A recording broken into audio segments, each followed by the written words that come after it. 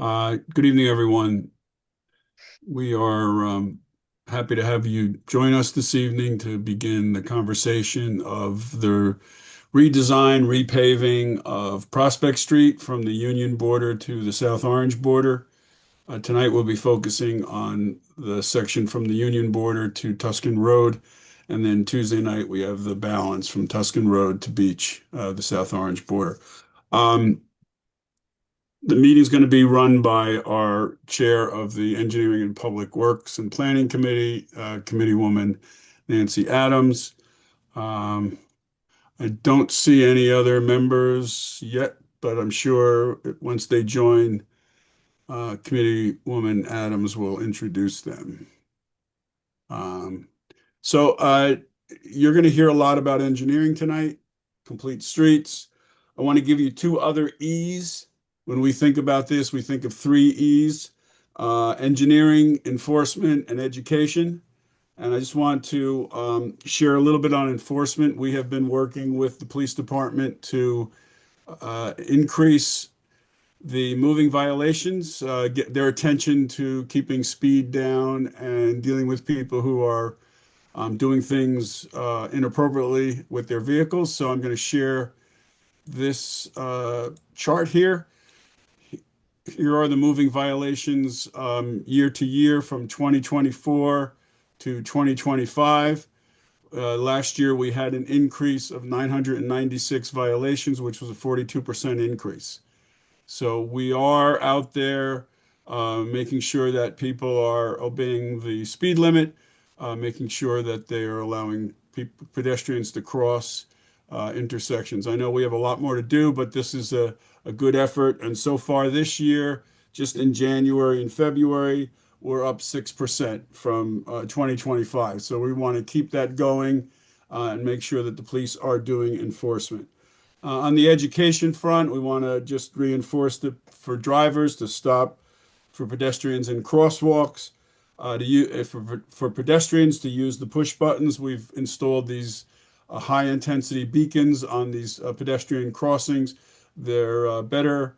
You can see that. And so we're going to ask people to do that. And of course, the lowering the speed, we've lowered speed on Springfield Avenue.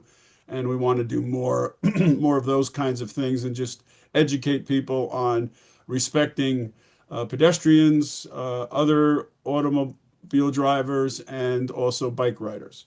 So with that, I'm going to turn it over to Committeewoman Adams, and she will run the rest of the meeting. Thank you. Thanks, Mayor. So good evening, everybody. Thanks for coming out for this. When we think of projects that are high impact to the community, Main Street, like Prospect Street, is one that we want to make sure we share all the work we've been doing on it.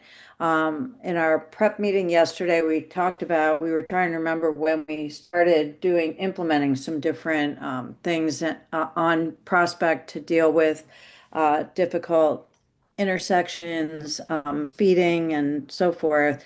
And we realized it's probably been about 9 or 10 years that we've already been implementing things like the highlighting the curve over on Prospect between as you come off Springfield Avenue and you come around.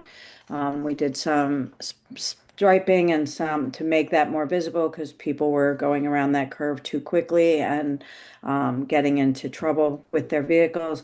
We put a four-way stop at the intersection of Harvard and Prospect Street because that was warranted and much more effective as we've found. The safety of that intersection is greatly improved. And I don't know if we've had any accidents since we installed the four-way stop. We also did stuff on the south side of Springfield Avenue on Prospect, including some elevated intersections to slow traffic down, speed humps, and you'll see tonight that there's more plans to do more on Prospect in that area as well. So all of this is comprehensive, complete streets, and it kind of coincides with the need for Prospect Street to be repaved on our road program. So with that, I believe Committee Member Daffis has joined. And if I've missed any other committee people from Township Committee, just raise your hand.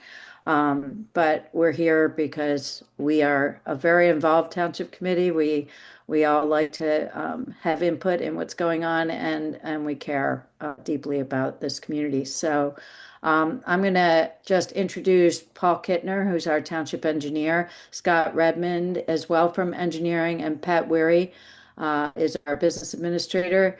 Paul, I'm going to kick it to you, and maybe you and Pat can kind of explain the grants and where where we're going right now. And then after we have the consulting engineer present what the existing plans are, then we'll open it up for questions and answers and comments. So go ahead, Paul. Committeewoman Adams, thank you very much. And good evening, everyone. Paul Kittner, Township Engineer, Director of Public Works. It's truly a pleasure to be here tonight. I'm really pleased to present this concept that we have developed to the public. And, you know, I think there's a lot of work to cover on this meeting, so I don't want to take too much time. You know, I want to go over a couple things before we introduce our professionals to this meeting. And I'm going to start just by mentioning a few facts. So this project is a culmination of 2 years of municipal aid grants. It's funding year from DOT 2025 and 2026. And there's a total of $1.185 million of grant funding that's been established for this project. The total cost of the project is about $1.8 million. And the difference of those monies would be made up with township funds. But just to let the public know, there's a large part of this that's actually getting funded through a grant. We do need to submit our drawings to DOT in a timely fashion, and that's the reason for this meeting. I'm hopeful that we could, you know, have our meetings, take in comments, refine the drawings, and submit final drawings to DOT sometime in July or even earlier if possible. The earlier we get it in, the better. We actually, there's a process that they go through in terms of evaluating the project and making comments on it. We have to, you know, make changes to the drawings and, you know, and get their final approval before we could go out to bid. So this project, we do have to award the first phase of the project, you know, in late November. So it's important that we don't delay in that process. I think during this presentation, we're going to ask that everybody mute their phones and maybe save comments to the end. Let's talk about the history a little bit. I know Ms. Adams mentioned a few things, and I want to just buttress that a little bit. The township had come up with their bicycle facilities plan for the township in 2010. That was the Urbana study. And that study basically had share the lane markings throughout the township on select roads. Just so happens that Prospect Street was one of those roads that they had selected as a bicycle route. In 2012, the township did pave portions of Prospect between Springfield Ave and Oakview Ave using municipal aid grant funds. And in 2013, again, we used municipal aid grant funds to pave Prospect Street from Oakview to Beach Street. Between 2013 and 2015, there were temp speed humps that were added and speed tables that were installed. And in 2018, we performed through a grant that was available, a planning grant, a whole safety study. And Prospect Street, this is for various parts of the township, but Prospect Street was one of the highlighted streets to be included in that study. There was actually a safety group that was developed to drive some of those improvements. And in 2018, we also installed speed humps. The temporary speed bumps were replaced by permanent speed humps. And in 2019, we had PSE&G upgrade almost all of the intersection lighting on Prospect Street with brand new LED lighting that provided better safety. In 2020, the township underwent an entire restriping of Prospect Street. That was essentially daylighting all the intersections It was the curve that Ms. Adams mentioned on Summer. It was enforcing Title 39 restrictions, which is no parking, at the intersection, too close to the intersection, improving sight triangles, etc. And in 21, we improved Harvard with the all-way stop. That included flashing stop signs, daylighting the intersection, and enhanced signage and striping. In 2022, we had added a curb island at South Crescent, and we did a bump out opposite South Crescent on Prospect on the east side.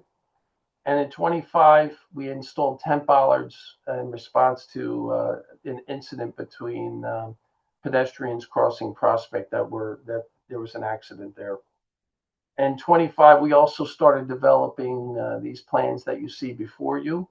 And we engaged two different engineering firms, Roberts Engineering and Dynamic Traffic, to assist with the design for the municipal aid grants. I want to just say a few things about complete streets and talk about that. That's obviously in the title of this presentation. What are complete streets? Essentially, way back when and, previously, engineers focused on car-centric principles that were really made cars more efficient to go from point A to point B in the fastest way possible. And I think in 2009, DOT, the state DOT, took a closer look at this and changed the engineering principles and the standards which we apply traffic safety to. And they said, roads should really encompass not only cars, but they should encompass pedestrians, bicycles, motorists, transit, uses for all age groups, and they should allow all of these types of transportation in the design. And that's basically what complete streets are. So in 2009, the state adopted complete streets, and the township adopted their own policy in 2012. So you'll see in this design, and our engineers will go through this, that there's elements that are added, not just for one particular thing. It's not just bike lanes, it's traffic calming, it's pedestrian safety. It's much more than just bike lanes, and in the end, it calms traffic and slows speeds down. I guess you could ask, why is Prospect Street selected for complete streets? And for starters, it runs the full length of our township, north to south. It's almost parallel with Valley Street and also connects major arterial roads such as Springfield Ave and Parker Ave. It also receives a tremendously high volume of traffic. Our engineers will discuss that, but it's surprising how many cars, actually use Prospect Street. There are also wider sections of Prospect Street that really enable, other uses such as bike lanes and other features that can be considered in portions of it that are wider. And obviously, there's numerous religious institutions that Prospect Street provides direct access to. It also provides connectivity with other bicycle networks in our township, such as Parker Avenue. Bicycles, I want to mention, are legal to use the streets, and they're being used now. Based on the studies that we did, some 12-hour studies, and up to 30 bicycles were using Prospect Street during that time period. And I want to stress, I said this before, I want to stress, this plan is not just for bike safety. It squeezes the lanes to widths of 10 to 11 feet. In most locations, it's 11 feet. And includes buffers in some locations to the bike lanes because we have enough space in the street to permit that. It enhances traffic calming and promotes slower speeds of vehicles and enhances safety. That's why we're doing this. So, I think there's, in the past, when we handled Parker Ave, we had questions on snow, or what do you do with snow removal? What do you do with leaves? Snow will get pushed curb to curb to the extent that it could. I think as a user group, you have to exercise some judgment. If the conditions aren't appropriate to use the bike lane, then perhaps you should not consider using that if they were inclement. But otherwise, snow is pushed to the side. Leaves are allowed to remain in our bike lane itself. And leaf piles, can be left there. Of course, we're going to do our best to get those out of the bike lanes in a timely fashion. Parking is not allowed in areas of dedicated bike lanes, so I want to stress that. So in certain locations of this plan where parking is used more along Prospect Street, we've not recommended dedicated bike lanes, but we've recommended shared lanes, and we have enhanced striping and safety, bicycle symbols that have been enhanced for that purpose. So I just want to remind everyone, please keep your mics muted. And with that, I don't have much more to add. I'm going to I just want to recognize Deputy Mayor Herman has joined us. And I don't think our other Township Committee woman is here yet. I also wanted to let everyone know that all the documents from tonight will be up on our website. You go to residents and under residents, ongoing municipal projects, and then you pick Prospect Street. Pat, I know you didn't think you had to talk, but I'd like you to just talk a little bit. Well, hello, Mayor. Thank you. I'm sorry, Miss Adams.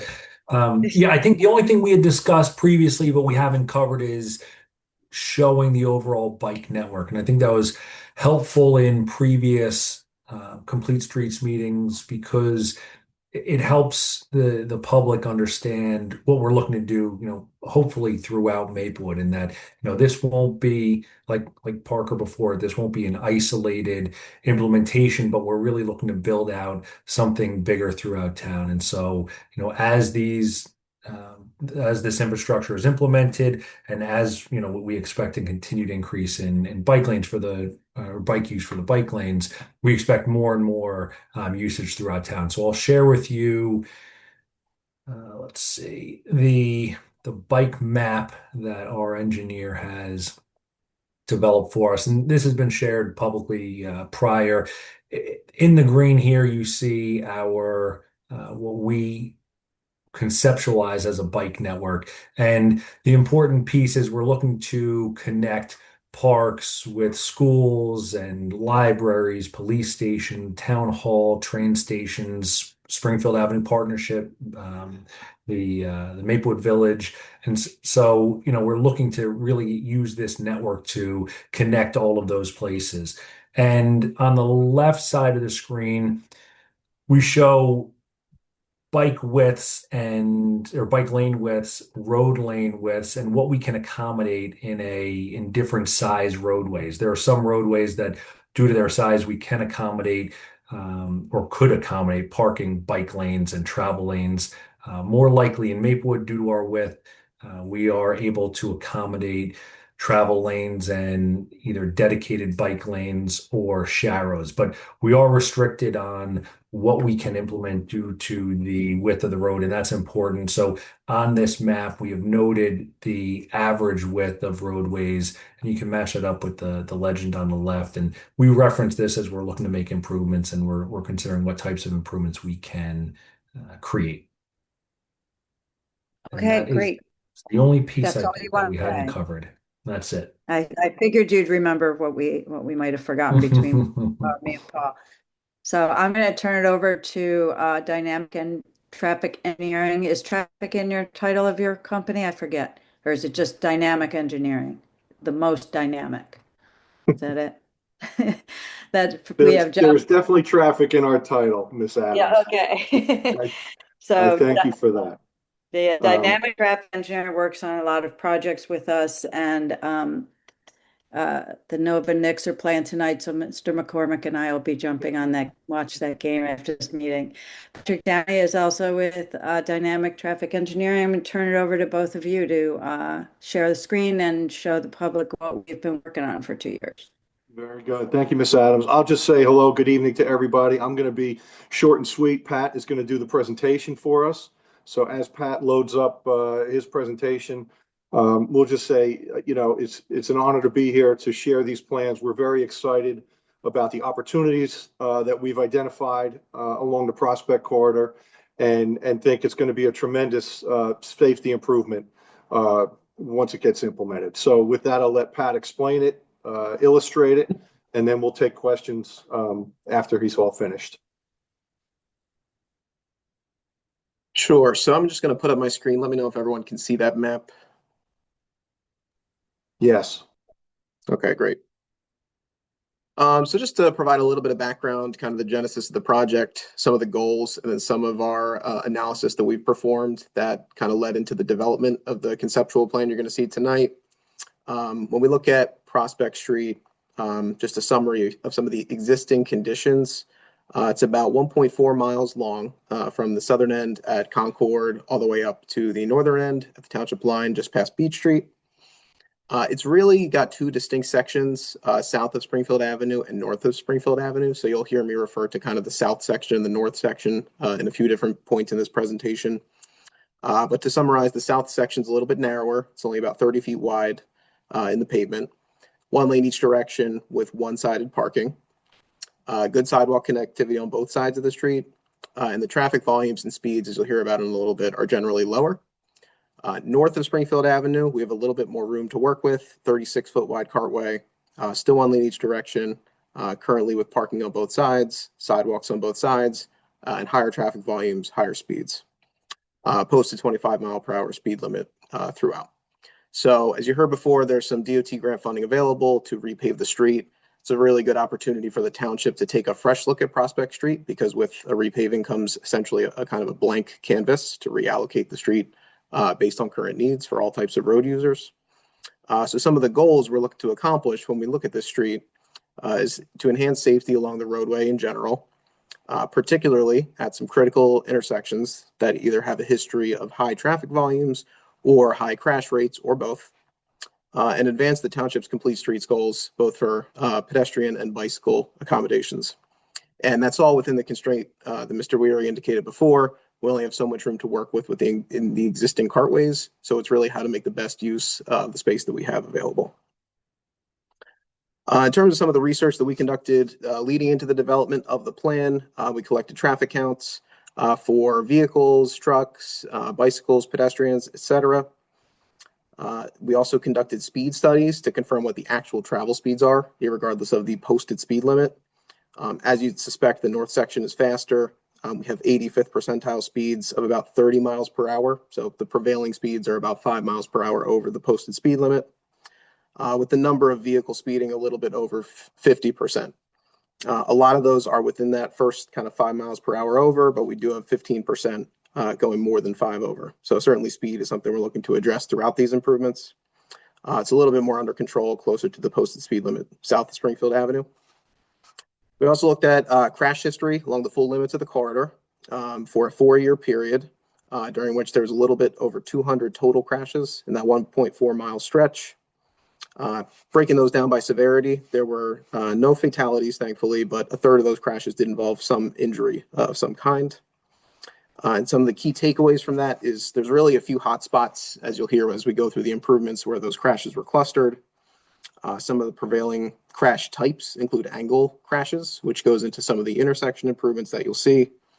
And then pedestrians and cyclists, while not the predominant portion of the traffic volume, they're overrepresented in these crashes, especially when it comes to injury crashes.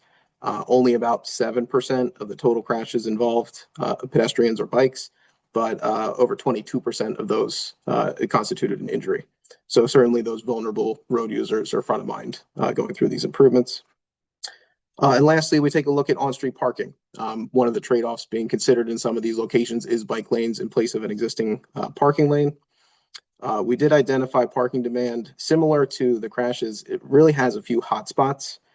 Certainly south of Springfield Avenue, it's a little bit denser of a character, so the on-street parking lane that exists there is fairly utilized. North of Springfield Avenue, there's hotspots, particularly on the weekend days for some of the houses of worship. But in a lot of the kind of bread and butter residential blocks, the parking demand is fairly low. So again, that plays into the improvements being considered. And there are a few inconsistencies in the parking regulations between what's written in the ordinance and what's posted on some of the signage. So as part of this project, there will be fresh shining and striping treatment, which will really clear up any of those discrepancies. With that, I'm going to zoom into the individual block by block level. I'm going to start at the south end and work my way north. So we're going to start here at Concord Avenue. As was mentioned at the beginning, the town line is actually between Concord Avenue and Revere Avenue. I know there's been some preliminary discussions with Union Township about a few very minor striping improvements within the limits of their township, which I think the door is open to at the moment. So we have those shown on the draft plan for now. And then moving our way north, you're going to see a few typical treatments.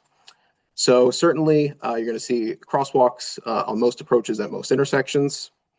At a lot of them, including Revere and Lexington Avenue on the screen, you're going to see these gray hatched areas at some of the corners. Those are envisioning future curb extensions or curb bump outs. You might have heard them referred to as. Those are really a pedestrian safety improvement. They shorten the crossing distances for pedestrians, make them more visible from out around parked cars to be more visible by motorists on the street. And then as you'll again see with the existing layout, which provides one lane each direction and a parking lane on the west side of the street, that's generally maintained in this south section of the project. So moving north, we have a few traffic calming features, both in the existing and the proposed condition. Currently, we have 2 speed humps, one south of Lexington, one north of Lexington.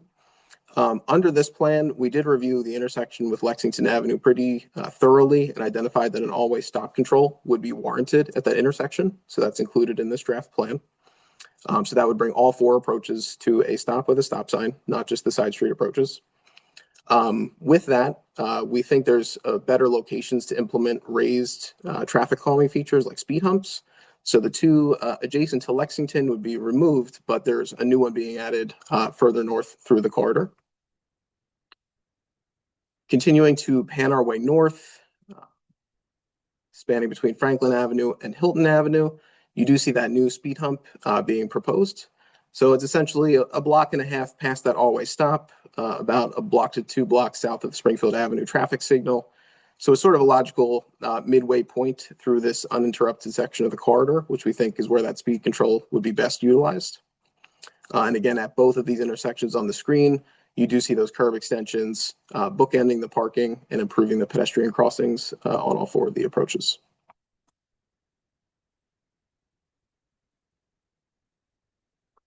Continuing north, we get to the Springfield Avenue traffic signal. In general, the improvements that exist today at that intersection are being maintained. We don't want to trigger any traffic signal modifications as part of this project. So a little bit of a cleanup of some of the signing and striping, but the overall operation of that intersection would remain the same. As we pan north, coming around the first curve here, just north of Springfield Avenue, we get to the introduction of the bike lane section of the project. What you see at the top here is kind of a cross-section view of what that would look like. So we have 1 travel lane in each direction, which exists today, and a 5-foot bike lane in each direction with a striped buffer. That striped buffer is really an enhancement feature we look to include on bike lane implementations whenever there's room available. Some streets have the width for it, and some don't. Luckily, where the bike lanes are proposed as part of this project, we do have the additional width available to provide that buffer, which just provides a little more safety and separation between those 2 different modes of traffic.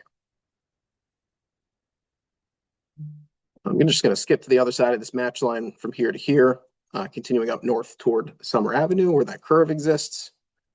Through that section, the curve ahead, reduced speed, signage, striping, etc., would be maintained and improved. Curve ahead, 15 miles per hour, advisory speed, etc.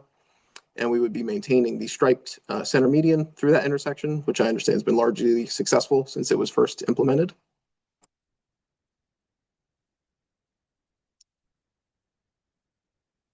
Panning further to the north, we get to Harvard Avenue. That's the existing always stop that would generally be maintained as part of this project. Only difference through this section would be the implementation of the bike lanes with buffers on both directions.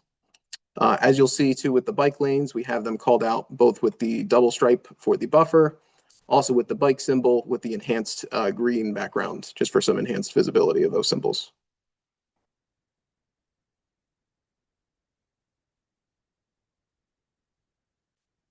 And finally, moving further north, we get to the traffic signal at Tuscan Road. As you'll see, so there's some additional green features here, so I'll talk through what each of those is. We obviously have the bike lanes on the approaches, providing the green background beneath the bike lane symbol.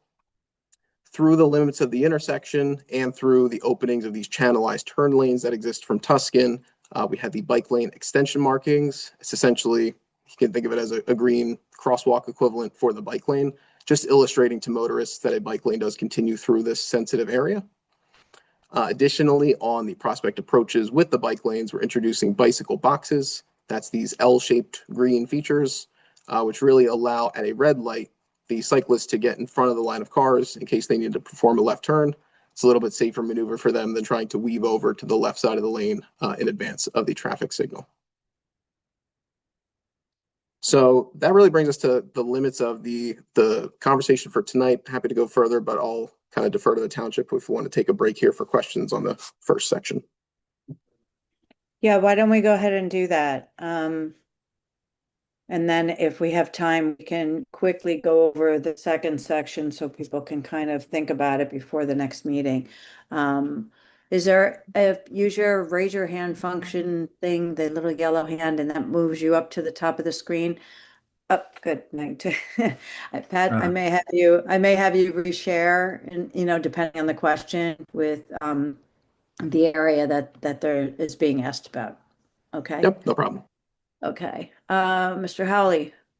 Rob, there you go. Hey there, I'm Hi. Rob. I live in Maplewood.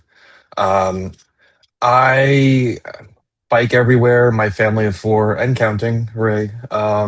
We bike as our main form of transportation. So for a lot of personal reasons, as well as the overarching positive externalities of complete streets, it's something I care about. Unfortunately, this plan is mostly complete streets in name only. There are some good things that were covered already. And some things that will be covered in the next one, including like stop signs at Elmwood and Oakview. Median is a bold idea that's cool. The bump outs, assuming they're concrete, at Hilton Revere and Lexington, nice. If they're paint, then I retract that. But then there's a lot of like empty gestures at safety that will kind of make a lot of this a waste of money. Think of Sharrows through 3 lanes of traffic leading up to Springfield. Sharrows by Tuscan to preserve a few parking spots. Sharrows leading up to Parker. Slip lanes stay at Tuscan. Those aren't appropriate in a residential neighborhood unless you plan on doing like a raised crosswalk and a stop sign at the end of them, which I don't think we are. Our streetlights still have beg buttons when really we should be adopting more modern leading pedestrian intervals. Because a lot of the victims of traffic violence here have been pedestrians. So we're talking about 3 of the busiest intersections, got the least treatment. A lot of expectations of bikes merging into 30-mile-per-hour traffic. I've had to share the road more times than I'd like, and cars do not appreciate being stuck behind a bike going 15 miles an hour. The honking, screaming, and threats get old really fast.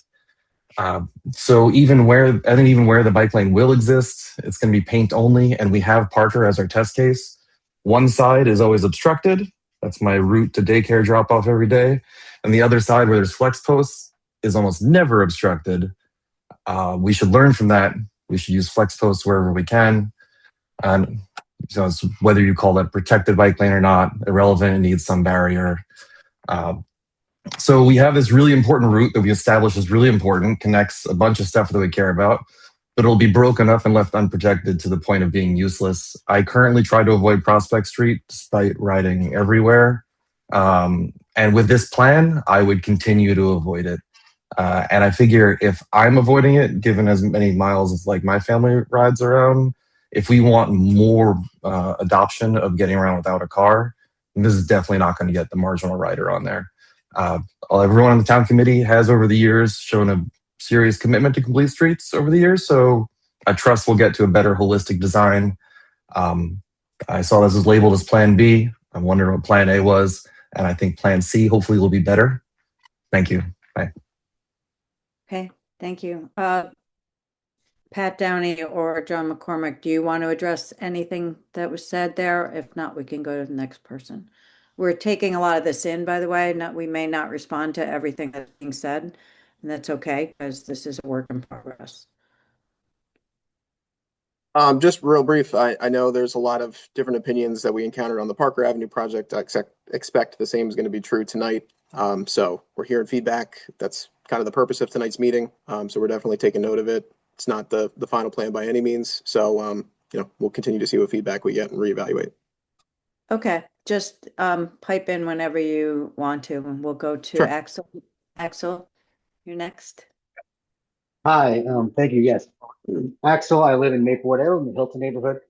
I've been, biking, basically a cyclist, a bike commuter for more than 15 years, the last 15 years, and living here for about 6 years. Been biking as a commuter every day. So actually bike from where I live on Franklin, Prospect, all the way to my commute. I use it to get to Seton Hall. I usually drop off my kid at Tuscan and then continue on to Seton Hall. So I use Prospect almost 5 days a week. So of course I appreciate the work to make biking safer. I think of course something is better than nothing, and I do appreciate a lot of the effort. And some of the ideas are great. I've had one. So there are many of the concerns Rob raised. I would echo, reaffirm. So that's great. But I want to zoom in on one particular major concern. We stopped right at Tuscan in the presentation, that intersection. I bike through there again 5 days a week, and the current setup, the current plan B that you showed us, I really don't think helps cyclists or pedestrians at the intersection at all. Okay, maybe a little, but really not at all. It is. I've been biking as a commuter for almost more than 15 years, and that intersection is really difficult. At this point in the current design, you're biking in that designated cycle lane, which is great.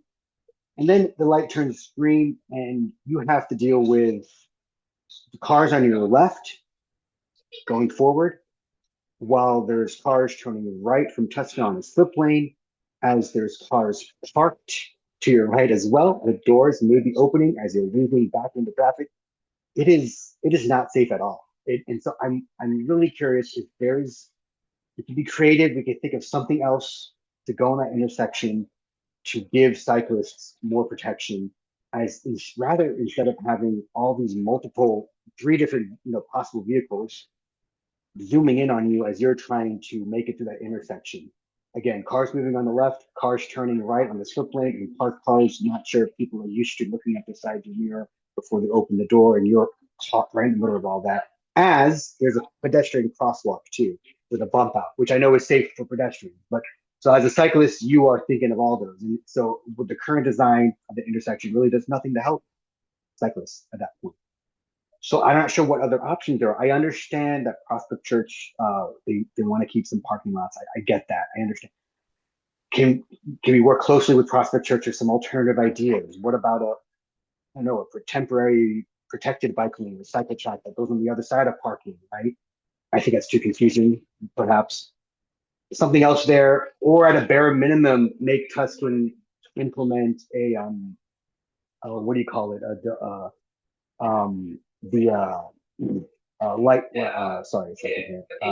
a bare minimum, maybe a leading bike interval, a leading bike signal. So okay, fine. If you can't give us more protection at an intersection, as you're coming down Prospect and the bike lane ends, give a green light to the bikes and first, maybe even pedestrians, right? Let them get several seconds into Prospect towards the crosswalk, just off the South Crescent, and then the cars go. So you're not dealing with a series of other vehicles.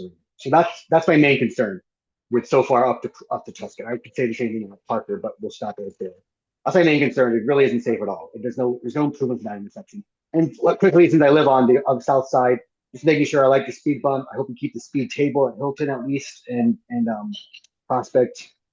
Since the first stop sign isn't until Lexington, I don't want cars zooming through to get down. But that's my main concern so far, including mostly what Rob said too. Thank you. Okay, we have A. Sturman. Hello. Hi. Do you have Hi. a camera available or no? I don't. I'm sorry. Okay. What's your Uh, first name? my first name is Aaron, Aaron. Okay. but there's another Aaron in the room, so I didn't want to That's okay. You steal have a their thunder. So south of Springfield Avenue, you have four-way stop signs at all of the intersections except for Revere Ave, and that's the first intersection that people hit when they come into town that way from Union. People speed through there a lot. the past couple years, there's been a couple accidents at that corner. One of them was a hit and run, if I remember correctly, and another one was pretty serious. A car flipped over right there in the intersection. And just wondering why not put the stop signs at that corner as well? Thank you. Thank you. Taking it under advisement. Okay, we'll go to Ben. Good evening. I want to thank everybody on the committee and all the folks who are the vendors supporting this project. Appreciate the opportunity to raise some concerns. First point I would just make is I know that the study was done about pedestrian and traffic volumes. That was done on a day in December where it was 37 degrees with 30-mile-an-hour winds. I think if there was an opportunity to kind of look at the ridership and the amount of students and kids and folks going to and from areas along the routes, maybe at a different time, the numbers would show a different story. I just think we're underestimating the demand that is and the use of Prospect Street. And then secondly, I would just raise a point that sharrows are ineffective and dangerous. Just point blank. Like looking at the proposal and thinking about this as a rider, I'm an experienced rider. I've ridden a lot in New York and other cities. I would not feel comfortable taking a lane at Parker and Prospect. And I wouldn't do it myself. I wouldn't do it with my kids in a trailer. I wouldn't do it with my kids riding with me. And not having a effective bike lane through that zone essentially undermines the goal of connecting the bike lanes of Parker and Prospect. There are two peer-reviewed studies, one in the Journal of Safety, the other in the International Journal of Transportation Science and Technology. Sharrows, injuries where there are sharrows for bikers are twice as likely to be moderate, severe, or critical because they provide a false sense of security. And like Rob said, it just makes people in cars angry, and they act dangerously, and it endangers cyclists. And then secondly, where there are block groups in Chicago where they did a study on this with only sharrows, that's where they saw the largest increase in bicycle injury rates, whereas in painted or protected bike lanes, they saw a reduction in injuries by about 90%. So if we're going to do this, we should do it right. Otherwise, we should look for other alternatives. I would suggest Summit is the route that I would take, parallel to Prospect, where that road isn't wide enough for two lanes anyway. It could be one way. There could be bike lanes along that route. It's how I would actually ride to avoid what would be designed here. I think there are a lot of great proposals. There are a lot of things that are going to make crossing Prospect safer and that they should be done. I'm just saying that the bike lane is not there yet in terms of being usable for I think the intended audience. And I appreciate your time. Thank you. Thank you, Ben. Alan's iPhone. Sorry about that. Hopefully you can hear me. Okay, just want to read this quickly. Okay, here we go. Been a resident of Maplewood on Prospect Street for 14 years. Appreciate the town's efforts to improve safety, but I believe the proposal raises several important issues. First, traffic safety. Our street already experiences frequent speeding, and the presence of parked cars on both sides currently serves as an effective traffic calming measure by narrowing the roadway. The removal of that parking considerably will probably reduce driver caution. I would ask what specific design elements are going to replace the existing traffic calming effect.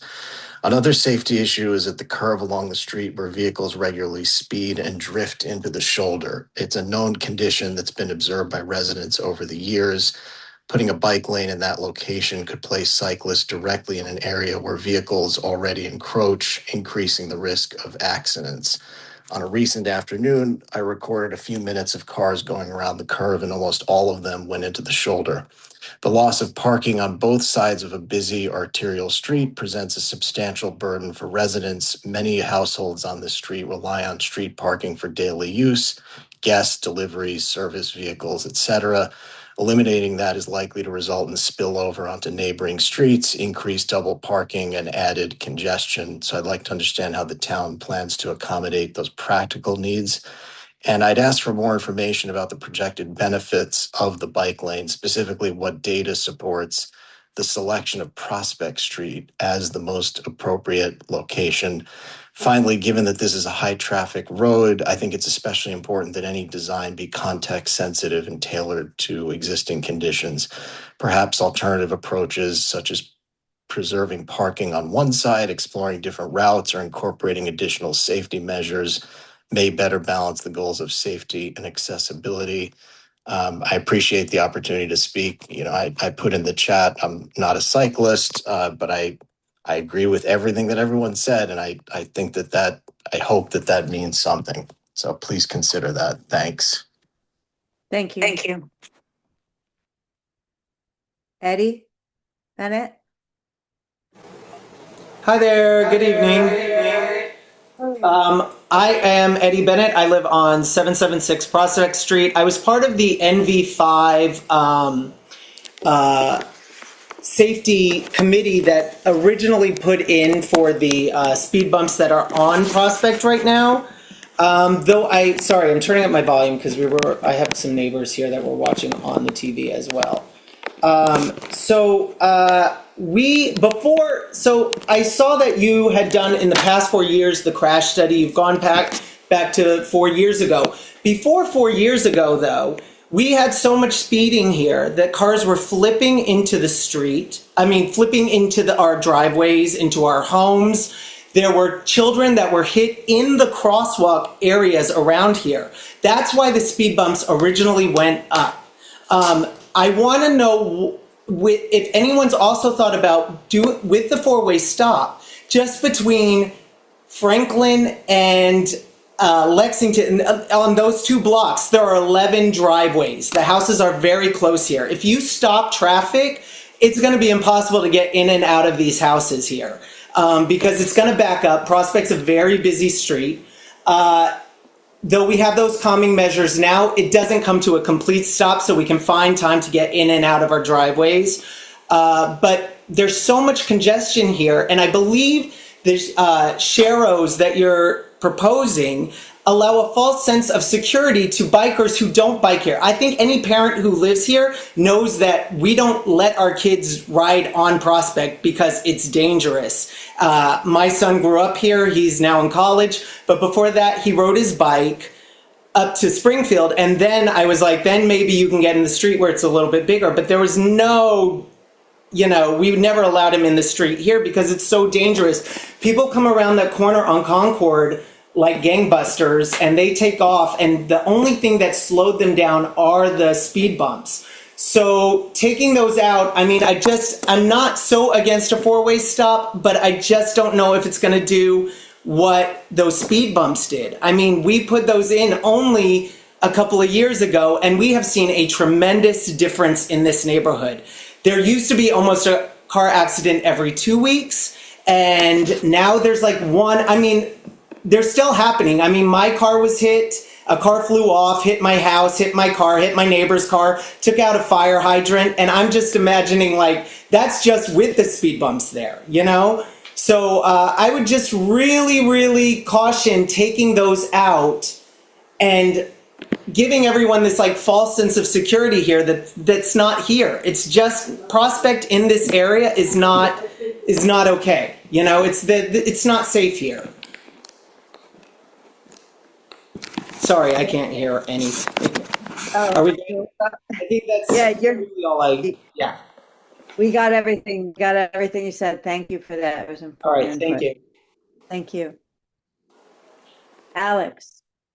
Hey, good evening, everybody. My name's Alex Atkinson. I live at 526 Prospect Street. I'm going to reserve my specific concerns about the Parker area section for next week. but I just want to say, like, I do appreciate the town's commitment to complete streets. This is definitely Plan B. This plan does not seem to be adequate. It's inconsistent. It doesn't reflect somebody potentially. It like definitely sticks to the guidelines regarding road width, but it doesn't reflect somebody that might be a consumer of the street as a pedestrian or as a cyclist. There's frequent changes with respect to where the bike lane is. It does not acknowledge the current conditions on Prospect, as several speakers have mentioned. We need physical infrastructure, and we should not have to wait for more deaths or injuries, or more injuries, or potentially a death to happen. We had this same discussion when we went through the Parker meeting series, and since then, we almost lost a parent to a hit and run. We just had a number of other serious accidents on Prospect. There was discussion about like Prospect being a highly used road, but like volume is just a function of speed and the width of the road, right? The current speed on Prospect, I appreciate that there's a presentation of data. I'm also glad someone mentioned when the study occurred because that's critical contextual information. Like winter is not a typical like we have winter for 3-4 months here. It's like the road is more highly utilized by pedestrians and cyclists going to school and other places like that in the park and families traveling there. So like there probably should be a more representative study done. But like I was saying, paint's not going to do anything to deter a driver. I bike on Prospect. I walk my kids on Prospect. The drivers are doing whatever they want. They're not following the paint that's in the road of the paint that's left. I've seen just in my area, we've had one of my neighbors lose several trees to cars jumping the curb. Another of my neighbors had their car hit leaving the driveway. I've been hit as a cyclist. This road is extremely dangerous. And I would also say the average driver on Prospect is very distracted, that you will see them just on their phones like this as they pull up to the red light, or sometimes just as they go down the street. We need to create conditions that does not allow it to happen. I appreciate the discussion about enforcement. I've noticed that to a degree, but like as we all know, it's expensive to pay police to do enforcement, right? We would probably much rather have them doing other high value things in the community. We could put in infrastructure for pennies on the dollar for what we're paying law enforcement to do the same exact job. We've already seen the flex posts that were installed after the kids were unfortunately hit on, what was it, Oakwood? I get my Oaks confused, might have been Oakland. Those flex posts are already missing because cars are hitting them. Those could be limbs, those could be torsos, those could be children, those could be mothers, fathers, whatever. So we know like the physical infrastructure that was installed, demonstrated by the town and much appreciated by the community is working. The other point I would make is that I appreciate that we acknowledge the average speed is 30 miles per hour. I would concur with that. Why not just drop the speed limit to 20? And then also design the road to accommodate 20-mile-per-hour speed limit. That would be a huge improvement. It's probably within what we would like the road to look like what community members would like the road to look like. I grew up in Montclair, don't hate me, but they recently changed Upper Mountain Avenue to be 20 miles an hour. Upper Mountain and Prospect are really similar roads.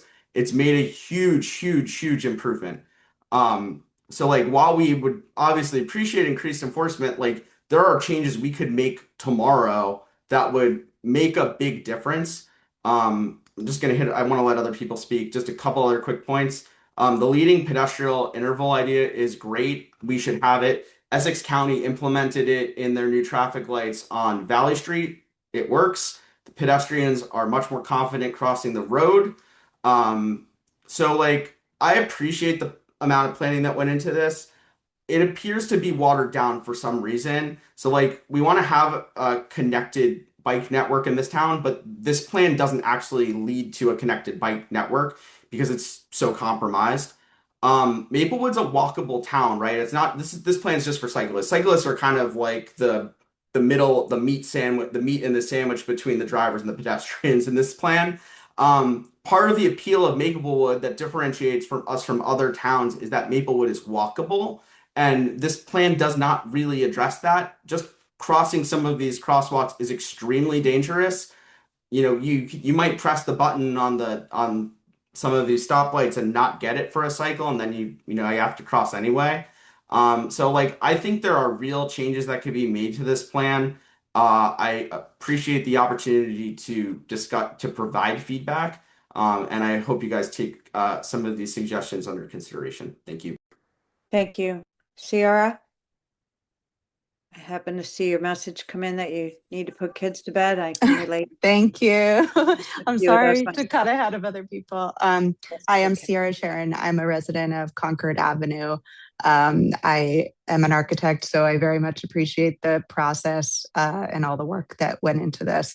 My concerns, I put some in the chat earlier, are all of the neighbors on my block and I spent time going door to door, getting a petition signed to get a speed bump on our street. I have concerns about removing the speed bumps on Prospect. Our street, Concord, is, as we know, the intersection at Union, but I would like to know what coordination has happened with Union on this plan, with the parking on both sides of the street at that intersection. I'm sure all of the residents on this call already know that you have to pull over in order for people to get by. It's a one-way traffic at that intersection because of the parking on either side. So it is very congested. It gets backed up already, even with the speed bumps. And so I echo the concerns about the four-way stop creating more backup and congestion. I think it's just going to be gridlock. I have concerns with people blowing through that four-way stop. There are many, many four-way stops throughout our Hilton neighborhood that I have been nearly T-boned many times because people don't stop at the four-way stops.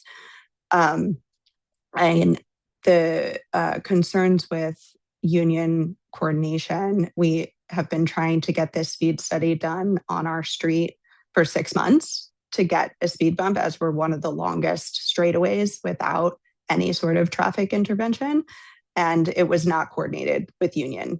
Union put up a speed sign as Maplewood was doing the traffic study, marring the data that then had to be redone. So I really, really think it's imperative that Maplewood and Union are coordinating on this effort so that it's not all causing more trouble than it's trying to fix. And if you're going to remove the speed bumps on Prospect, can you just throw one over on Concord? That would be great. Thank you. Thanks, Ciara. Thanks. Thank you very much. There has been coordination with Union, but it sounds like there could be a little more on other streets besides this one. So under advisement. Thank you. Mike Barrett. Hello. Can you guys hear me? Yes. Hopefully. Yep. Yeah, so I mean, let's add a speed bump on Bowdoin while we're at it, where I live, or more on Prospect. I mean, seriously, anything to slow down the cars and the speeding in this town. I have almost gotten hit myself with my children. I have watched people almost get hit in crosswalks as cars go around. Frankly, the behavior of drivers in this city is reprehensible, and shocking. I think that my kids are just starting to learn how to bike, and I'm actually like I'm super hyped and pumped that we are doing this as a town. Like, it's awesome to see all this civic engagement. It was great to see what we got on Parker. It's I have dreams of fully protected double bike lanes in this town, a whole like Amsterdam style network. But I think our road architecture definitely makes that more complicated, as others have pointed out. But I am a biker that biked all the time in Manhattan and Brooklyn, and people have said this, like, I feel less safe biking here, and that's weird. The suburbs shouldn't be that way. New Jersey shouldn't be more dangerous to bike than literally Manhattan, um, where a lot of people wouldn't bike. So we got to do something. And I think like this plan really makes some power moves, but I think that there's a lot of places we can improve this.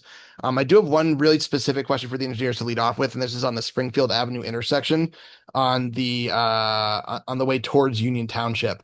I noticed that we are not addressing the split of the 3 traffic lanes on the right-hand side. It's a left turn, a straight, and a right turn.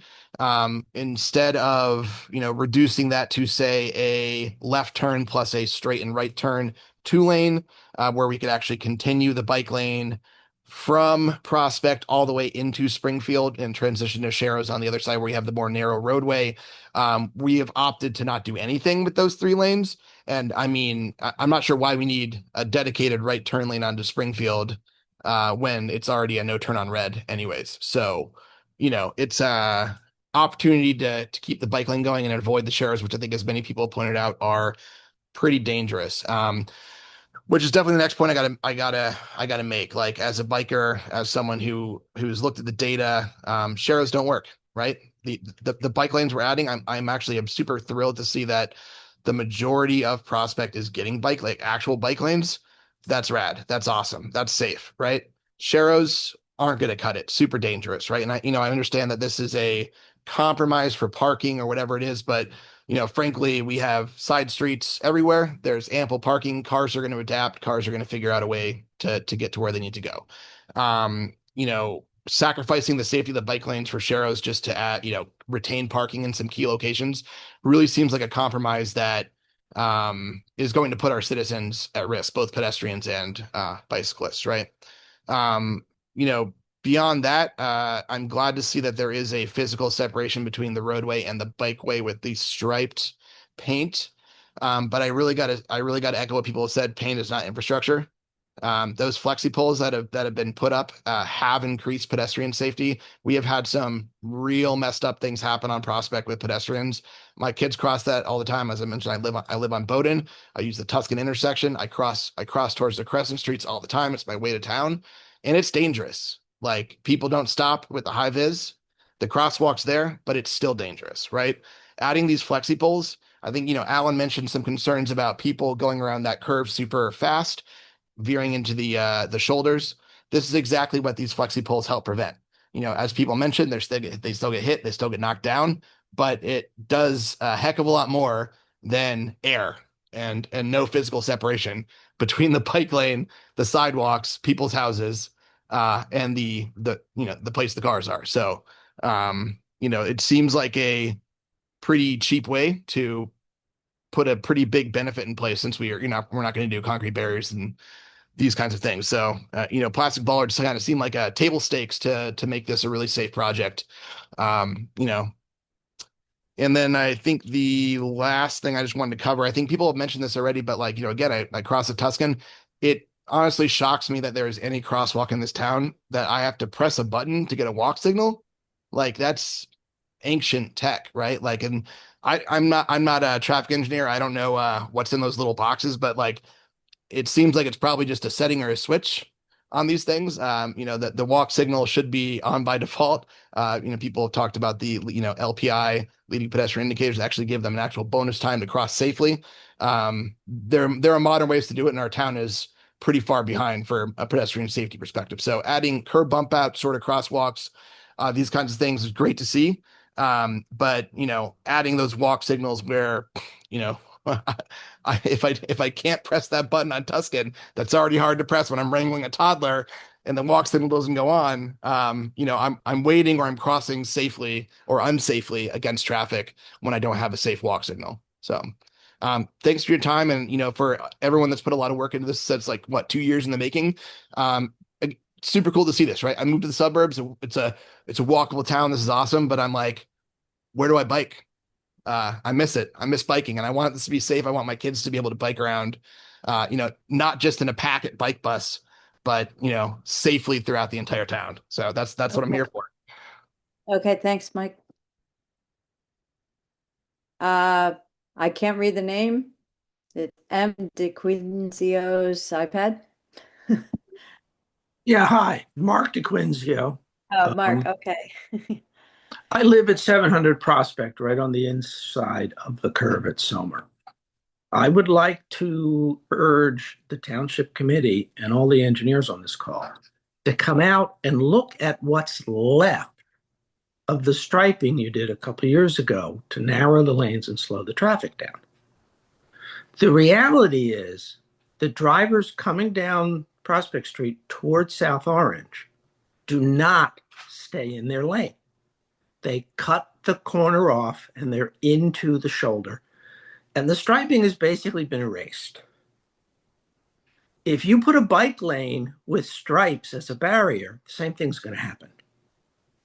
You're inviting accidents if people try to bike down that lane around that corner and cars come around the corner at 50 or 60 miles an hour like they do now. If you're committed to bike lanes on Prospect Street, they must be protected bike lanes. But earlier tonight, someone suggested moving the bike lanes a block further east to Summit and then maybe to Yale to get you to Springfield Avenue. Those streets are much less heavily trafficked, and I think bike lanes would be much safer there than on Prospect Street. Thank you. Thank you. Brian Herrick. Hi, everyone. Brian Herrick. I'm a proud Seth Boyden Bike Bus dad. I am so thrilled that we are having this conversation. I live in South Orange, but I bike through Maplewood on a near daily basis. So I was reading an article about turf in DeHart, and there was a quote right at the top of the article from the mayor, and it said, "We're going to do it right this time." And I look at this project, and I want to have the same attitude, and I want us to be able to look back once it's done and say, we did it right. And what that means for us is, I think it's protected bike lanes. I look at what some of my transportation colleagues call beg buttons, the fact that you have to press a button to cross the street. This can be a true, like, incredible thoroughfare. It's an artery. It's through our town. It's flat. It runs north-south. I think we have the opportunity to do something truly incredible. I think as is, I have two kids. One of them bikes all the time. The other one just learned but can't figure out the brakes yet. So we're getting there. I don't think we'd be comfortable in Prospect as it is. But I think about the people that would ride to high schools, people that ride to Tuscan Elementary, people like me that would go to Boyden all over the place on this if it was a true complete street that put the needs of pedestrians and cyclists or just citizens or just people that live here, put them first. I think we could do something really incredible. So again, I'm thrilled we're having this conversation. I know how much work goes into this. I appreciate the thoughtfulness and the design, and I really think we're going to get there. And I hope we continue to look at this. We make refinements, and we make a complete street that is worthy of the citizens and the people that live and work for this town. So thank you. Thank you, Brian. Mark. Hi. Yeah, I live down the street from the prior Mark with a K, 692 Prospect Street, near Harvard, between Summer and Harvard. Just to reiterate a couple of things that Al and Mark said, I'm really worried about parking. It puts a burden on us. Our house guests won't be able to park in front of my house. I have a narrow driveway. They usually don't park there. Delivery vans won't be able to park. Tuscan parents in the morning.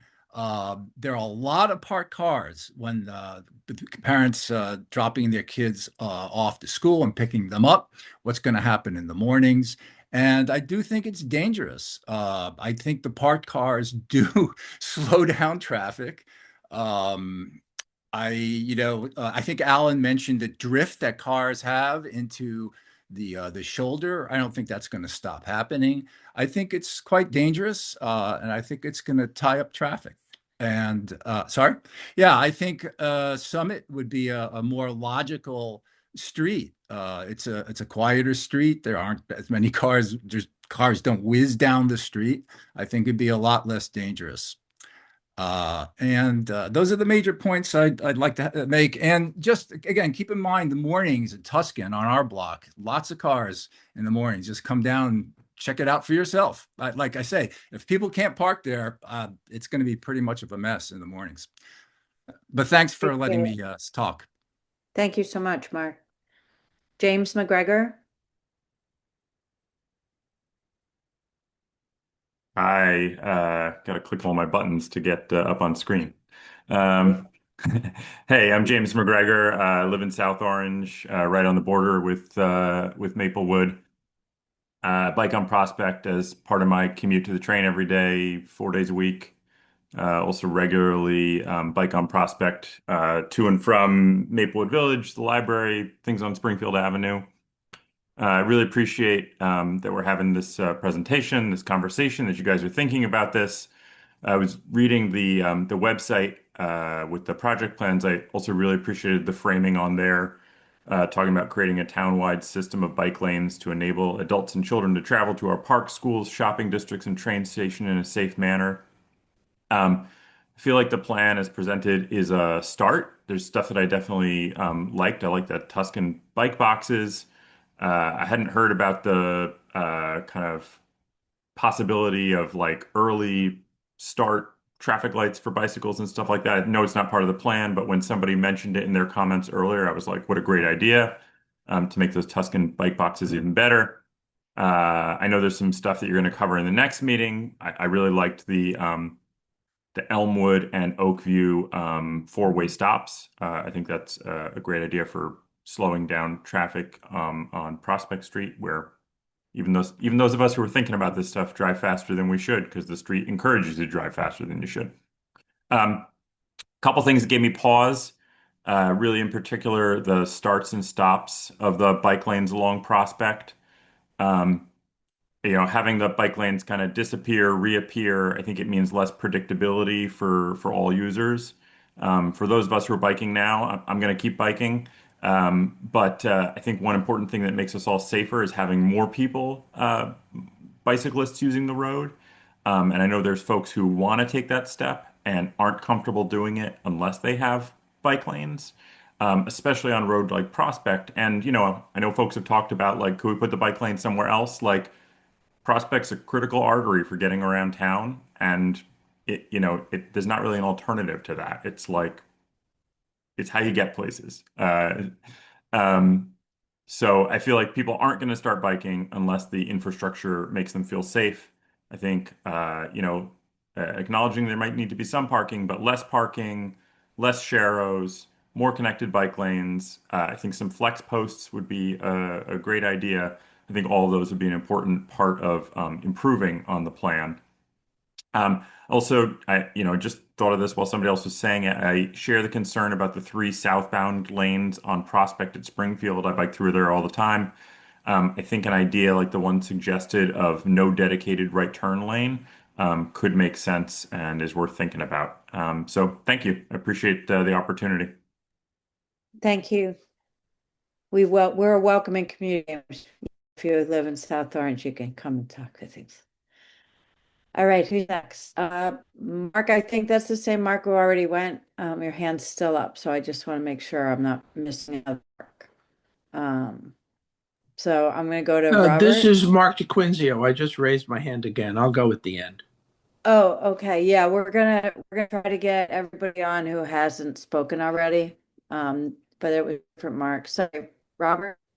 Is it Okay. Balesta? Yeah. Yeah. Hi. Hi. I live in Hilton on Lexington. So my family and I use Prospect a lot to like walk to Springfield to go to businesses there.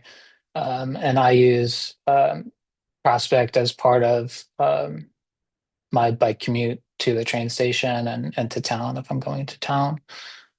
So I'm glad to see some of the safety enhancement for pedestrians in the Hilton area. Like I like the curb bump outs, assuming that they're elevated. And I like the addition of stop signs. I think that will probably make a big difference knowing like what that feels like over there now. On the large bend on Prospect, an easy way to prevent people from veering into the bike lane is to not just have the striped buffer, but to put something physical like armadillos, which drivers really don't want to run over. So I think that would really change driver behavior, and it would still be sort of like low and discreet, and you would only have to do them right there on that bend. Um, and then on the Springfield intersection, so I'm kind of going out of order here, but on the Springfield intersection, the condition there for cyclists seems like kind of disappointing because it's such a high volume intersection. I feel like they're just going to get worn away really fast. So it doesn't really like add safety in like a meaningful way. And I'm just kind of wondering like what kind of opportunities might open up if we claimed the space of just those few parking spots on the south side of the intersection, especially since there's a parking lot right there. So I feel like, you know, again, someone else said like people can just like overflow into the side streets. It's not a big deal. They wouldn't have to walk that much further. And then last thing I wanted to say on Tuscan, this is the part that I use a lot and have firsthand experience biking. Um, I I know that Tuscan itself is like on the bike network plan for the future that Patrick showed earlier. So I really am wondering about the slip lanes. I kind of agree that they are out of character. Like it feels like a highway move. But how will those slip lanes work if we're thinking ahead to like when a complete streets intervention is done for Tuscan, when Tuscan and Prospect come together in the future as a intersection for cyclists? What's going to happen there with those slip lanes? It just feels very like sketchy right now, and even in this plan maybe. But all that said, I'm glad that we're, able to even have this conversation. That there's movement here. Thanks. Thank you. Thanks very much. I'm going to jump to more parenting. Kirkwood.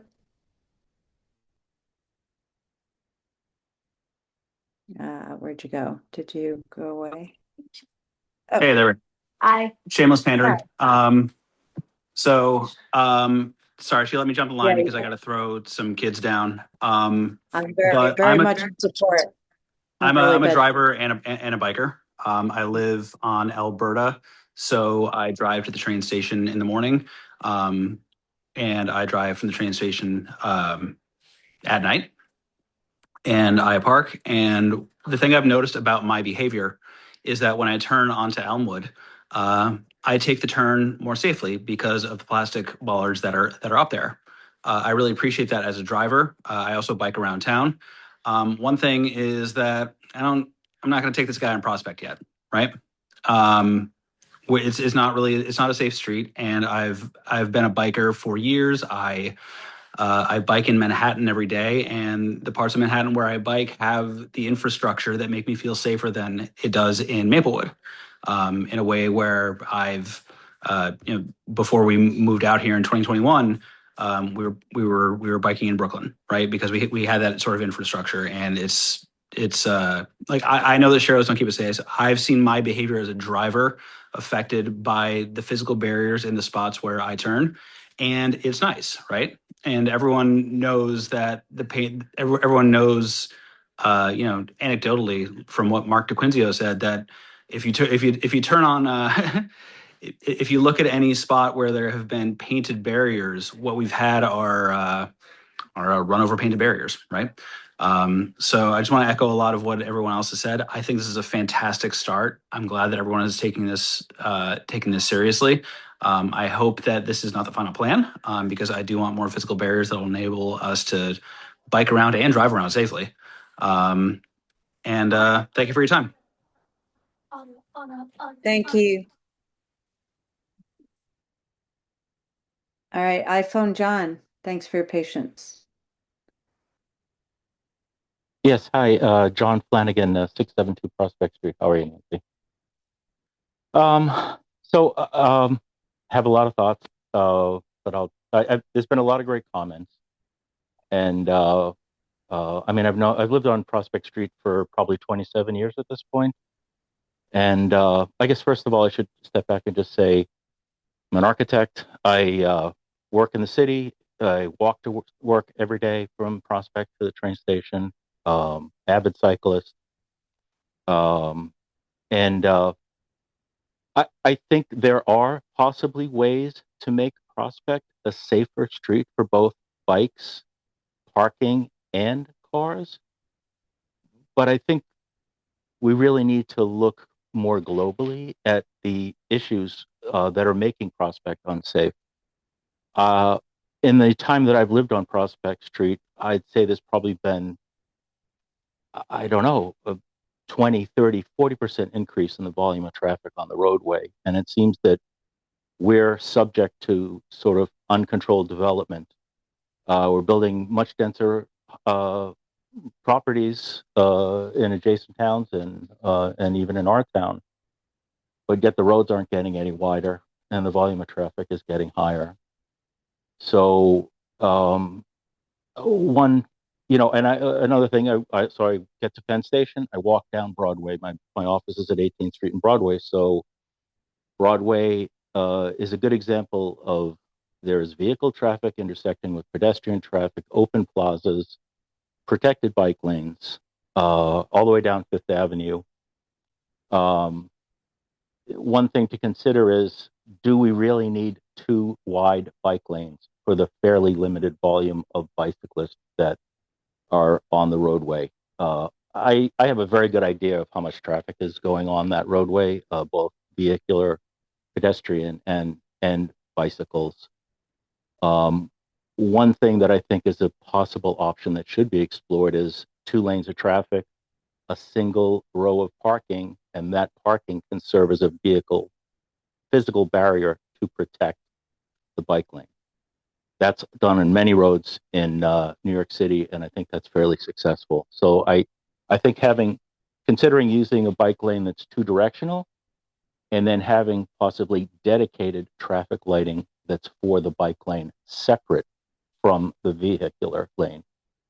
So I've worked on I'm an architect. I've worked on a lot of large urban design projects where we're able to integrate much more robust infrastructure as we're planning communities.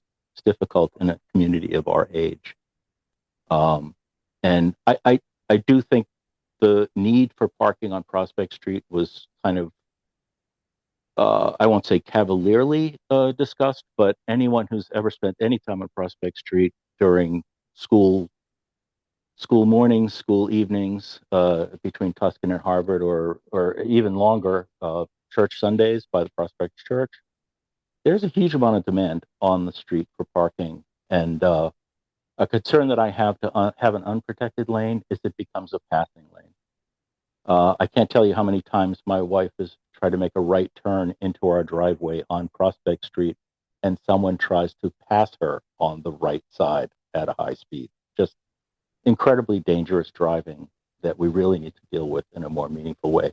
I think the calming at the corners as a pedestrian is really critically needed. I think right turns there should be no right turns on red.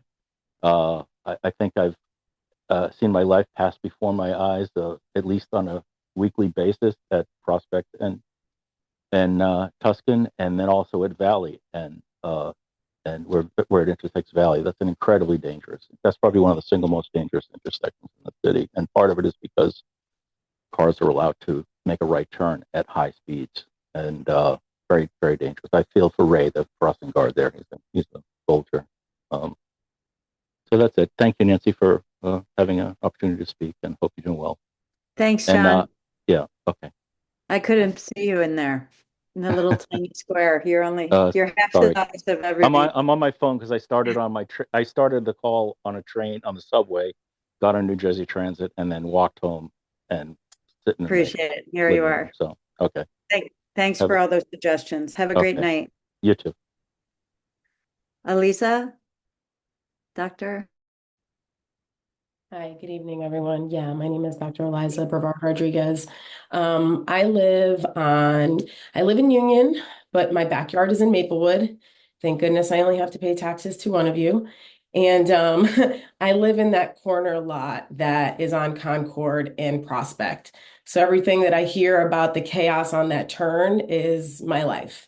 And I'm particularly sensitive to street safety because I have a metal leg because of it. I moved here a few years ago from Jersey City, and for a multitude of reasons, but one of them being for safety reasons, general safety, but also street safety. One of my neighbors had spoken earlier. I actually, just 6 months ago, I was struck by a vehicle in Jersey City, and suffered a multi-fractured break and a TBI. And I now have metal in my leg, and learning to walk again. And that is because my 18-month-old son stepped out into the street in the car going at a very rapid pace of about 30 miles an hour, was almost struck. He swerved around him and hit me instead. I'm also a 2-time combat veteran, and I do not have a metal leg because of combat. So understand that I take this very, very serious. So when I look at this plan, respectfully, it looks like a strategic pitch to just sell safety with the intention to just push bike lanes. And, I don't actually see any safety enhancement here. As many folks have shared, but I say that with the consideration that if reducing the speed limit is an immediate fix, then there was no intention to actually enhance the safety, because that is something that we could have done immediately. So, if there's a simple solution and we haven't done that, it's kind of frustrating to have 2 hours of our time taken when it seems like if there was a solution to be had, that's one that we can instantly do. In terms of the speed bumps, same thing. My neighbors and I have engaged with the city, and there was no communication. One part of the city had brought a radar to see how, and a counter to see how much traffic was increasing and how fast people were doing, but the results were inconclusive, or we didn't receive anything for that.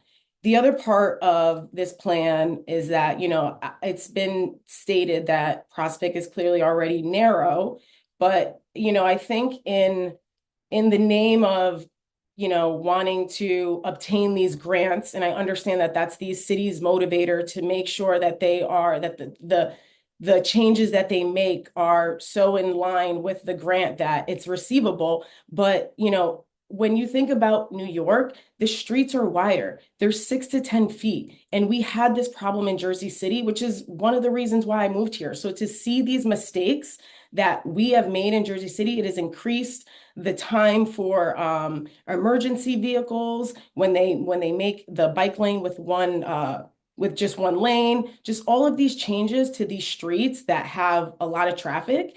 And again, when I moved here, I thought that I was coming to a nice, quaint town. A friend of mine, she came from Hoboken. She encouraged that we moved over here. We found this beautiful house and this lot. And as if anyone is familiar with where my house is positioned, not only would that affect that turn, but it also is going to increase the parking issue, because in Maplewood, you cannot park overnight, but in Union, you can. And I understand that there's many residents in Maplewood that do not have parking driveways, but that results in them parking on the street in Union. And my lot goes around that entire bend. I typically have about 10 cars that are surrounding my house. And again, as a combat vet, one of the reasons why I moved here was because it was a calm neighborhood. It was a beautiful neighborhood. It's very walkable. And I feel like I'm seeing this whole Union County, Maplewood, Soma area adopt a lot of the things that I saw in Jersey City that hasn't really been tested and doesn't necessarily work. So yeah, those are all my comments. And yeah, thank you for the opportunity to share. Thank you for sharing all your comments and for your service. And I hope you heal and quickly and well. That's quite a scary moment. I'm sorry you had to go through that. Yeah. Martin. Hi, Nancy. There you go. My name is Martin Separately. I live on Parker Ave. I'll try to keep my comments brief, but I'm worried that we didn't take our learnings from Parker Avenue and apply them to this plan on Prospect. On Parker Avenue, we're asking for more flex posts to separate the bike lanes from the traffic, which we know calms traffic. We already have them on Prospect at the intersections. So I think we need to see more of those in the plan because we see they're effective. We see they're effective in front of Columbia High School. We see at drop-off time at Columbia High School, there's no cars in the bike lane. Cars slow down on one side of the street, cars park on the other side of the street. Um, I'm particularly worried about the intersection with Tuscan and South Crescent, where the bike lane just vanishes for a block or two. We see that on Parker, and it's maddening. I think the purpose of these bike lanes is one to slow traffic, to prevent car crashes, to make it safer for pedestrians and safer for cyclists. But we would never build a sidewalk that's discontinuous for a block. We would never build a road that's discontinuous for a block. If we're going to do a bike lane, let's think about how we can build one that you can actually bike on. The idea of starting a bike at a stop sign at Tuscan or the stoplight at Tuscan and then just going in the middle of the lane for the crescent. We need to figure that out. I mean, I understand that the church would be scared to lose parking there, but maybe there's another solution to offsetting that parking. An earlier speaker mentioned the potential of doing the bike lane on one side, a bi-directional bike lane on one side. Maybe we need to explore that more as an alternative, but um, we need to think of it as a system. And when you start breaking it up, this block is going to have a Shero. Well, my friend John nearly got murdered on a Shero that you guys took away the bike lane from Boyden to Irvington, and I don't think Sheros are a good use of our time and energy. I'd rather have nothing there than have a Shero there. So yeah, we're just asking for a bike lane that we can ride bikes on, but moreover, we're asking for safer conditions on Prospect. I mean, I bike on Prospect regularly, and it's a decent road to bike on as it is because there's very little parking being used um, during most of the times of the day. And it's really the connector between South Orange and Springfield Avenue. There's no alternative. Summit is not an alternative.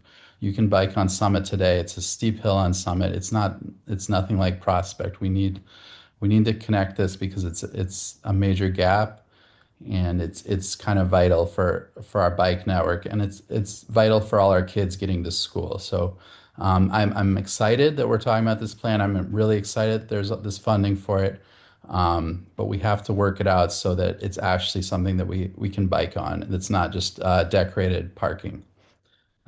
Thank you. Thank you. Daniel Morales. And just so everybody knows, we're going to stop at 9 o'clock, and I want to give at least 5 minutes to our engineer and consulting engineers to just kind of sum up, maybe make some comments, but unless they don't want to. But go ahead, Neil. Sorry. Thank you. I'm in the middle of bedtime chaotic routine, so I keep my comments short and sweet. I live on Summer Avenue, and I'm on the front row of this craziness on that corner on Prospect and my street. And I mainly walk around town. I commute to the city by walking to the train station, and I walk over to my daughter's preschool on, I think, Franklin Avenue on Hilton. And so obviously Prospect is a big part of my life, and I get to see a lot of reckless driving, a lot of speeding, and I understand from the proposed plan that the travel lanes are mainly 11 feet wide, and that is a big concern for me because I'm measuring on Google Maps right now that the travel lanes currently are at 10 feet each, meaning to 20 feet from the striped parking lane to the next. So what the plan is proposing is widening the travel lanes an additional foot. And obviously that is going to encourage speeding and reckless behavior in driving. A lot good has been said about the importance of calming the streets and implementing a complete streets section through Prospect Street, and I don't really see it in the proposed plan. So a lot needs to be done to minimize that travel lane width. You only need 20 feet for a fire engine to traverse across. That is basically the rule of thumb. You need 20 feet. That's all you need. So let's stick to it. And after that, we can think about a race bike lane. It can be, in an intermediate elevation from the street level to the sidewalk. It can be halfway. That can be obviously not the most restrictive solution to keeping the travel lanes contained, but it is a possibility instead of just having a wide swath of asphalt, encouraging people to drive faster.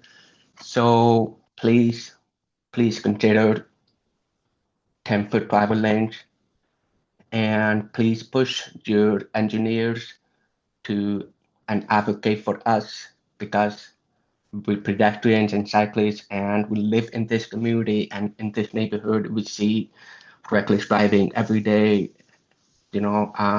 Physical improvements need to be done. So thank you. Thank you. Matt Clausen. Hi there. I'm just going to read right off my notes and just get this over with. I know we're short on time. So unlike some of the previous commenters, I still consider myself to be a newish cyclist. I bought a bike shortly after moving to Maplewood to get more fit, to make more local trips. We have one car, and I try to avoid driving it whenever possible, although I still have some work to do. When I ride my bike, I get to feel good, but it also leaves a parking space open for someone else who might not be able to make that trip by bike. What doesn't feel good, though, is that I can't shake the feeling that I might become a victim of traffic violence. What chance do I have if even an experienced cyclist who does everything the right way couldn't escape that fate? The recent events on Parker really scared me. So, yeah, I'd like to say that incentivizing a larger cycling population in a small town like Maplewood should be a no-brainer. I share Mike Barrett's dream of a cyclist utopia, but to get there, we need a bold vision for the future, rather than complying in advance with dangerous drivers that are holding us all hostage. I'm echoing the calls for doing it the right way. We need to challenge and push back on the dangerous behaviors exhibited by these unsafe drivers. The way we do that is with real infrastructure that's proven to make cycling safe. And I invite anyone who's cycling curious to kill the driver inside your head and get on two wheels. Thank you. Thank you, Matt. Doug Greenfield.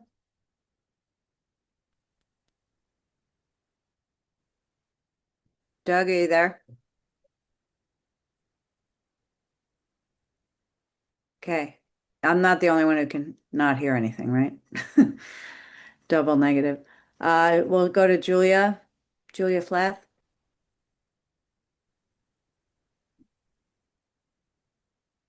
Hi, how are Hi, you? Julia.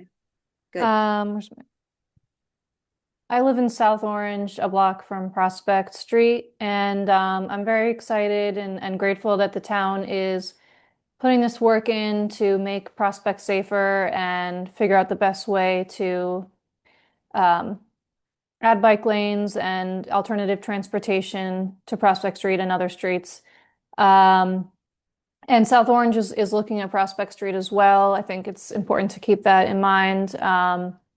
The consultant is working on a bike lane plan right now, and both our Safe Streets plan and our bike lane plan are we're hoping they will include recommending a bike lane on Prospect to continue that from what Maplewood is doing. So for the section that we're discussing tonight, I share many of the concerns that have been expressed about the bike lane not being continuous, in particular around the intersections with Springfield and with Tuscan, because those intersections already feel unsafe, and it doesn't seem like there's much in this plan to improve that. I understand it's tricky with having the turn lanes for cars.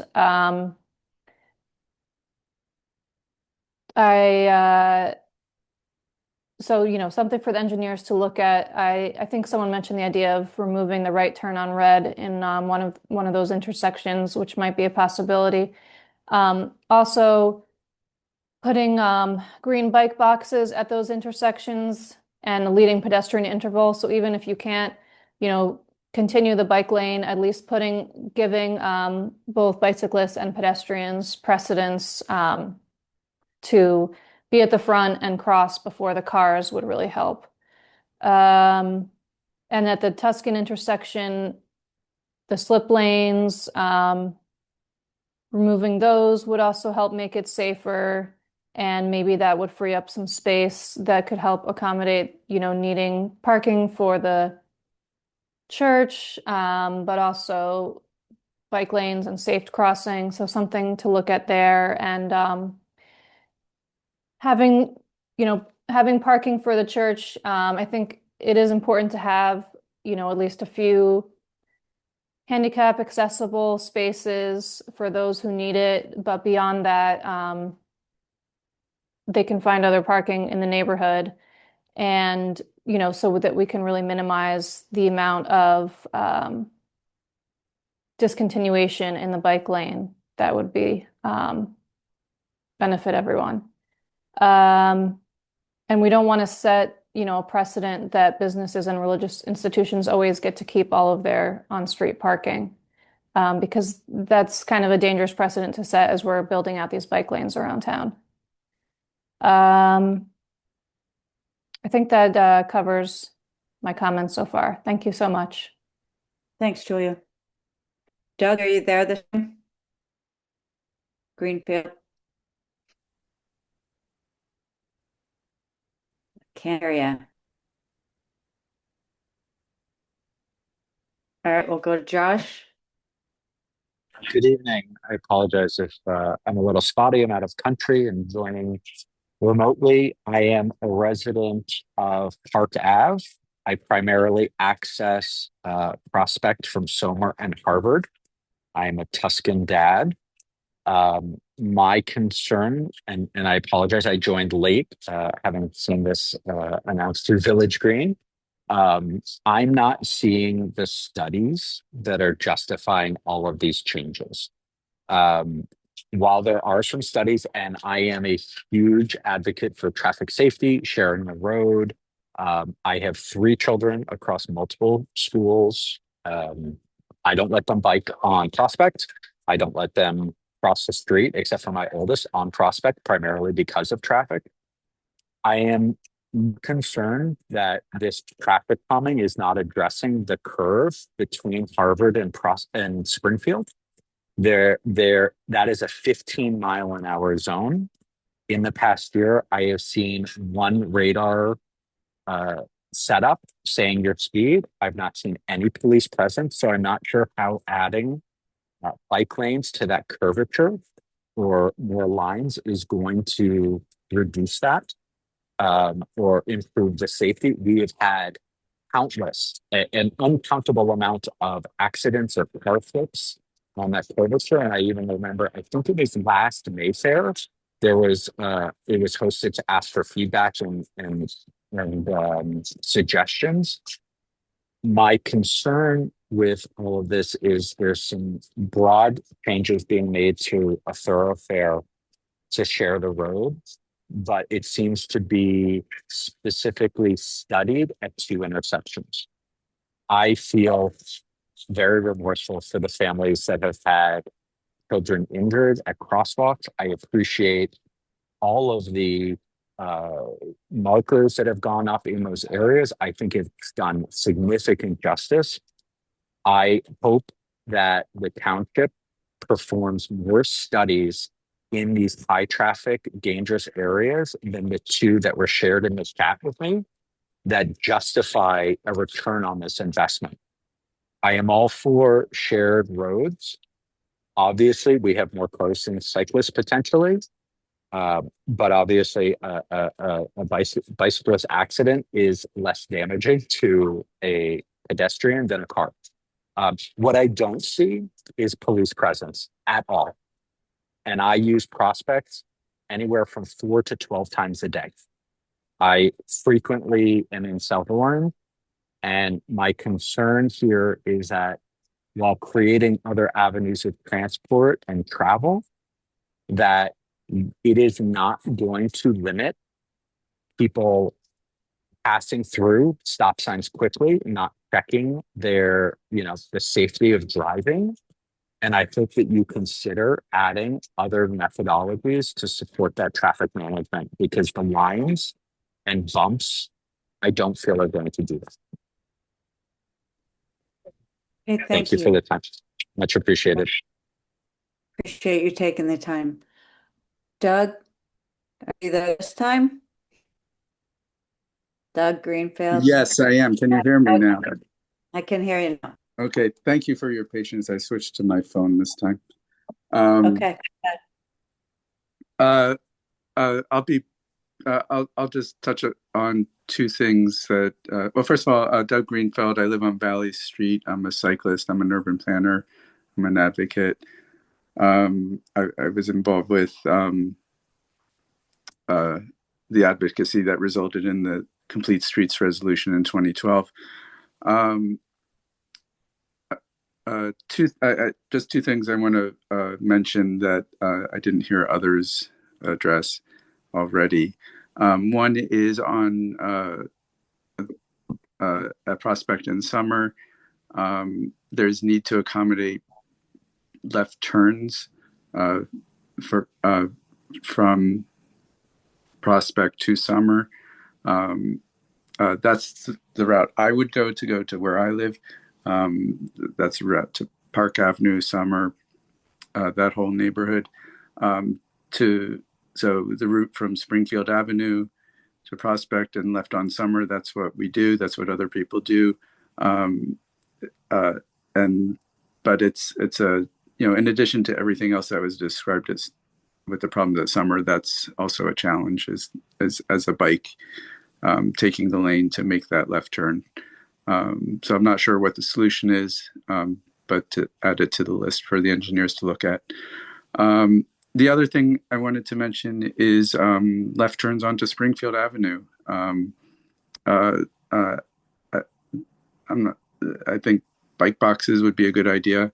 I heard some other people with some other ideas with going straight through Springfield, but also to accommodate making the left turns onto Springfield Avenue. And that's all I'll talk about for this meeting. Thank you. Thanks, Doug. Okay, we're going to go to Mark Magahis. That's the, yeah. Hi there. Hi, Hi. yes, can you hear me? Perfect.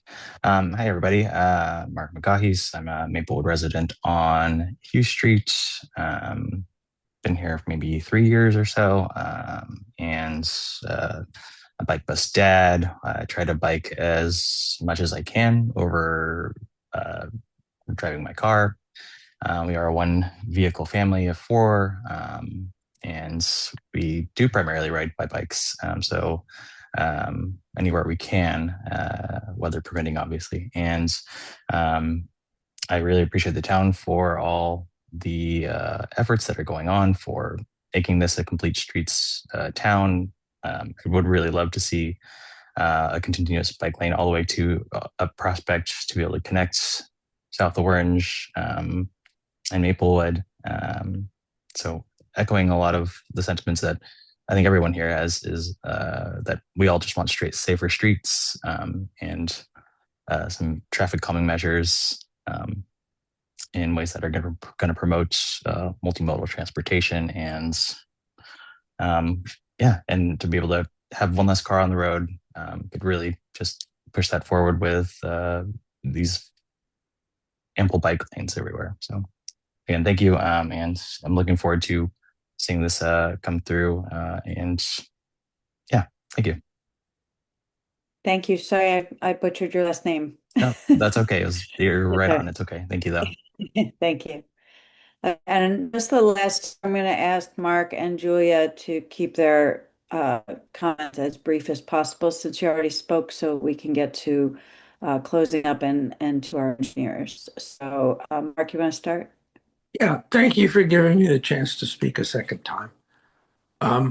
I want to push back on several people who have described Prospect Street as a vital link between South Orange and Springfield Avenue.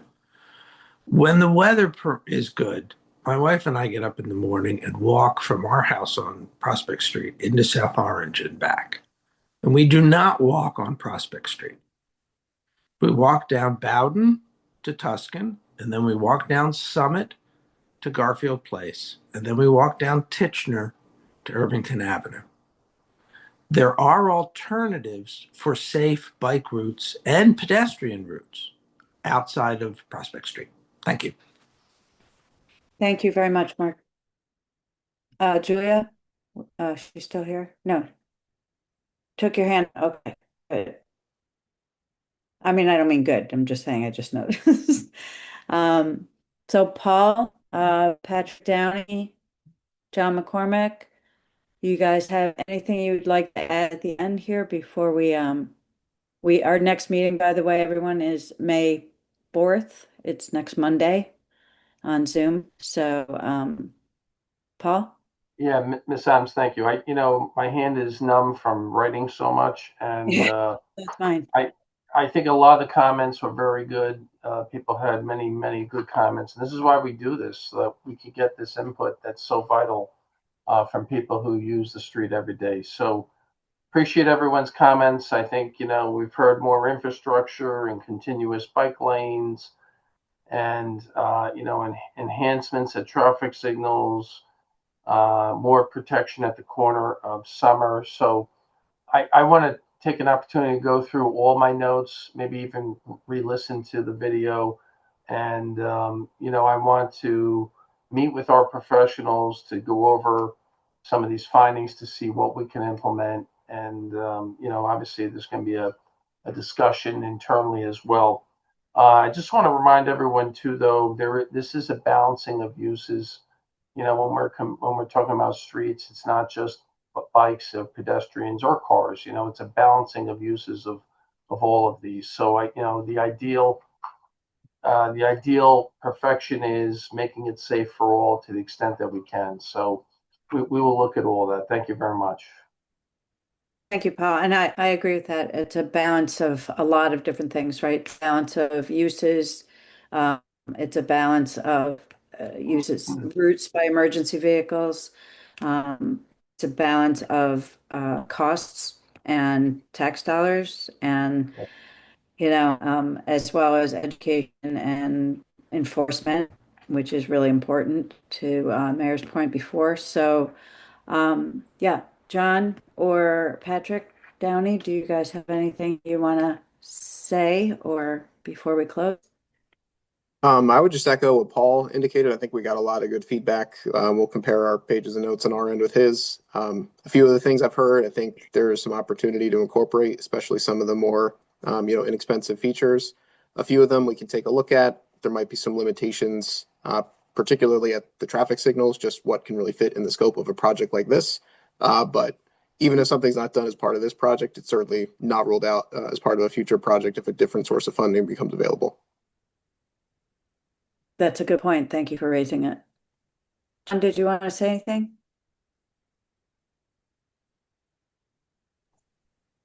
I think I'm good, Miss Adams. I appreciate everyone's comments.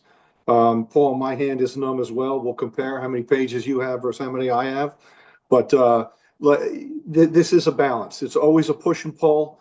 This is a first crack at it. We love all the opinions. We need the really local knowledge. You guys live there. We don't necessarily live on the street, so we need to hear from you. We heard a lot of similarities in the comments. I think we can address a lot of them. And I think you'll be pleasantly surprised with a few modifications that I have in mind already that I think will be easily implemented.